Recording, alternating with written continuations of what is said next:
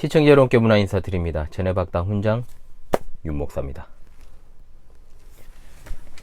개혁파 신앙 길라잡이 시리즈 세 번째 인간론 강의, 오늘은 두 번째 시간이 되겠습니다.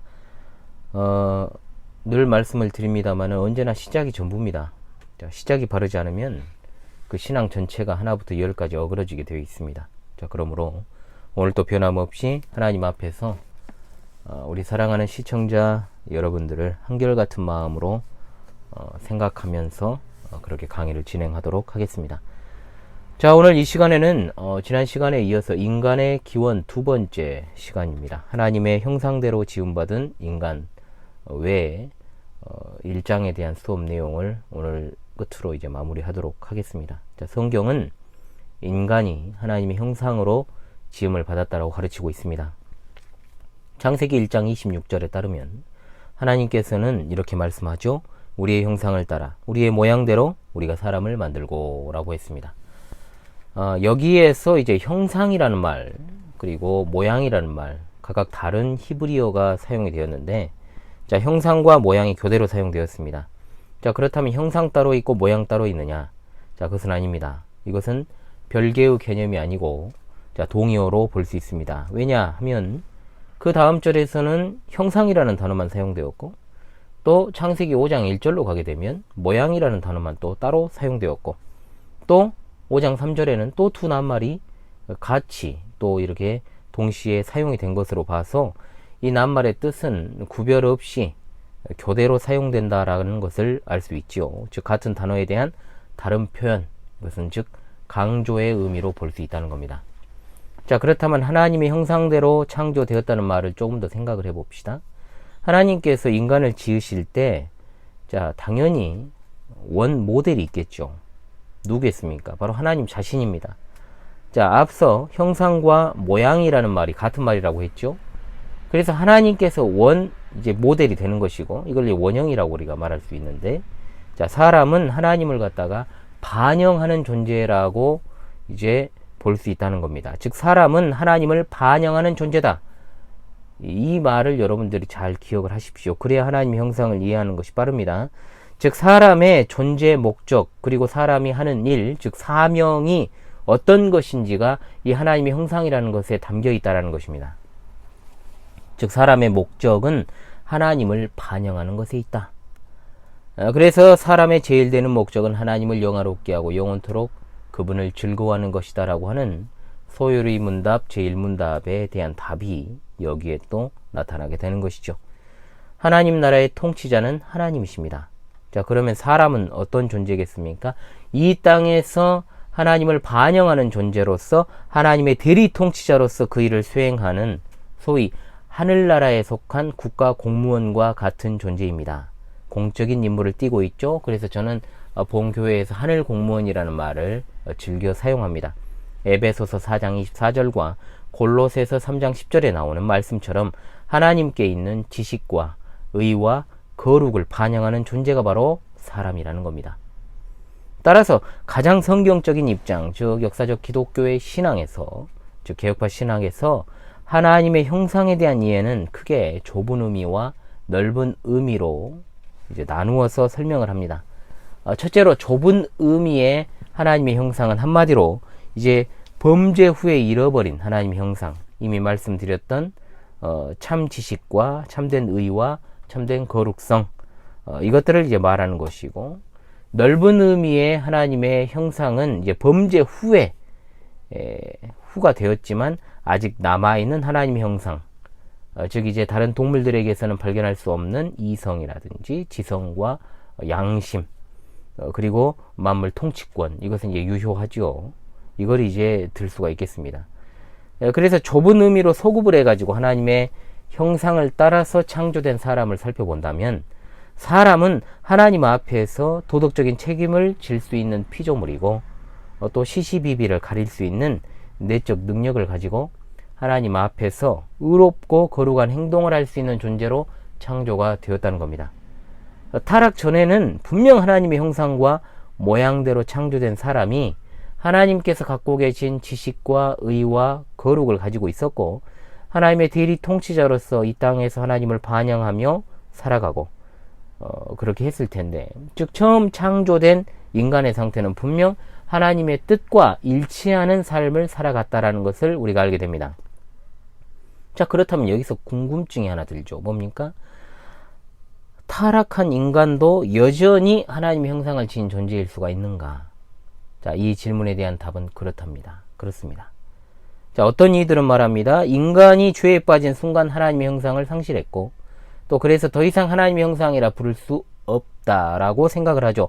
그러나 창세기 5장 1절로 3절에는 그런 것들을 갖다가 유추해낼 만한 암시는 없습니다. 창세기 9장 6절에는 분명히 하나님께서 살인을 금하신 이유가 사람이 하나님의 형상대로 지음받았기 때문이라고 말씀하고 있지요.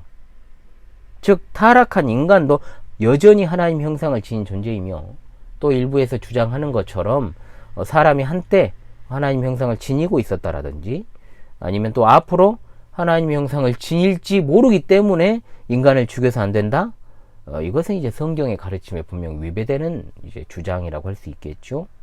어떤 사람도 다른 사람의 피를 흘리지 말아야 될 이유, 즉 살인을 해서는 안 되는 이유는 사람에게 유일무이한 가치가 있기 때문입니다. 그것이 무엇입니까? 하나님께서 지으신 다른 어떤 피조물 중에서도 찾아볼 수 없는 가치가 있기 때문이며, 인간은 바로 하나님의 형상을 따라 지음받은 존재이기 때문인 것 외에 다른 것을 우리에게 설명하고 있지 않습니다. 시편 8편 6절로 8절은 창세기 1장에 나오는 하나님의 형상과 모양으로 사람이 창조되었다라는 말씀을 강하게 이제 떠올리게 하는 말씀이죠.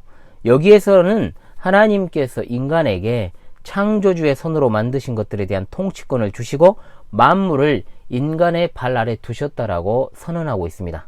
자, 인간은 하나님이 지으신 가장 높은 피조물입니다. 그리고 하나님보다는 못하고 모든 천지 만물을 그 발 아래 둔, 즉 하나님의 형상을 지닌 존재라는 것이죠.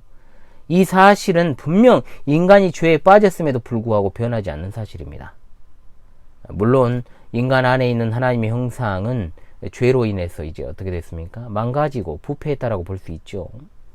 즉 타락한 인간은 여전히 하나님의 형상을 가진 존재인 것은 사실이나, 성령에 거듭나게 하시고 거룩하게 하시는 그 사역을 떠나서는 본질상 뒤틀린 방식으로 하나님의 형상을 드러내는 존재다. 그래서 아까 개혁신앙에서 말하는 좁은 의미와 넓은 의미의 하나님의 형상 가운데 넓은 의미의 하나님의 형상만 남아있는 존재다라고 볼 수 있는 것이죠. 타락한 인간은. 자, 따라서 타락 이후에는 영적 진리를 분별하거나 또는 영적인 선을 행하는 것이 불가능하게 된 것입니다. 이와 관련해서는 여러분 과거 칼빈주의 5대 교리 해설과 그리고 여러 가지 이제 현대 복음과 관련된 해설을 보시면은 이해가 빠를 것입니다. 그리고 또 인간론을 통해서도 이 주제를 다룰 테니까요. 여러분들 계속 지켜보시기 바랍니다. 자, 그렇다면 인간의 본질적 구조. 자, 이 강의는 제가 비교적 최근에 한 적이 있어요. 2분설과 3분설. 자, 그 부분을 여러분들이 참고하시고 그렇게 하시면 되겠습니다. 간단하게 설명을 드립니다. 인간의 본질에 있어서 두 가지 상이한 견해가 있다. 뭐냐? 2분설과 3분설인데 2분설은 말 그대로 인간의 본질적 구조가 영혼과 육체라는 두 가지의 실체로 구성되었다라는 이론. 3분설은 인간이 영과 혼과 육체라는 세 가지의 실체로 구성되어 있다라고 보는 이론입니다. 역사적 정통 기독교회는 2분설을 지지하고 있습니다만 그렇다고 3분설을 이단이라고 정지하고 있지는 않습니다. 먼저 3분설을 간략하게 살펴보면 3분설이 주장하는 영, 혼, 육의 이 세 가지의 실체에 대한 성경의 근거로 몇 가지를 이제 근거로 들어서 설명을 하죠. 자, 그 부분도 제가 2분설과 3분설의 강의에서 제가 다루고 있기 때문에 그 부분을 여러분들이 꼭 참고로 하시고요. 기본적으로 뭐 2분설이나 3분설은 다 그리스 철학의 영향을 받았습니다. 그래서 그들이 주장하는 뭐 데살로니가전서 5장 23절이라든지 대표적으로 히브리서 4장 12절 같은 이런 성경 구절들을 토대로 해가지고 합리적인 논리를 갖다가 이끌어낸 것이 3분설이에요. 자, 이미 관련 영상에서 제가 설명을 드렸습니다만 바울 사도가 데살로니가 교회에서 교회에 편지를 쓸 때 헬라인들이 이제 대다수를 차지하는 것을 고려해서 이해하기 쉽도록 헬라적 표현의 영혼 육으로 설명한 것으로 영, 혼, 육이라는 세 가지 실체를 말하려고 바울 사도가 그 말을 한 게 아닙니다.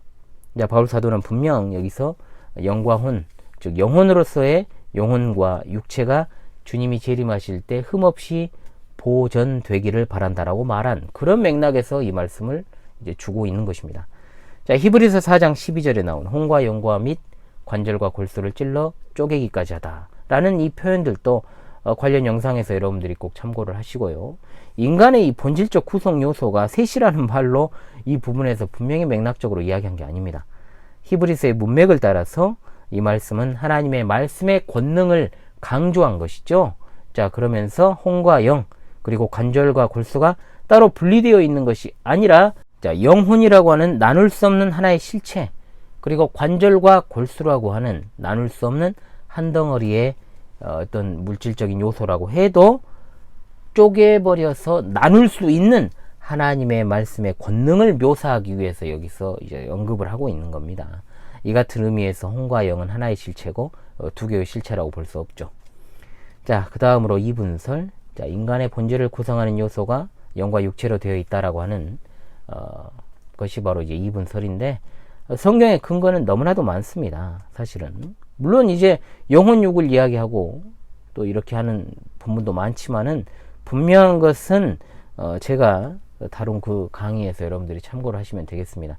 그래서 이분설이 성경적이고 사도들의 신앙과 전통을 계승한 정통 기독교의 신앙관인 것은 분명한 사실입니다. 사실 3분설의 입장에 있는 이들이 이분설이라고 이야기를 합니다만은, 이분설은 하나의 이론이라기보다는 하나님의 말씀이라는 것을 전제로 우리가 생각하는 것이 좋겠습니다. 인간의 본질이 영혼과 육체로 되어 있다라는 것을 보여주는 성경 구절들은 제가 이제 따로 관련 영상에서 소개를 하고 있습니다만은 예전 영상을 꼭 참고하시길 바라고요. 몇 가지의 성경 구절들도 있습니다만은 자막으로 이렇게 띄우도록 그렇게 하겠습니다. 마태복음 10장 28절, 고린도전서 7장 34절, 그리고 고린도후서 7장 1절의 말씀, 야고보서 2장 26절 말씀과도 같은.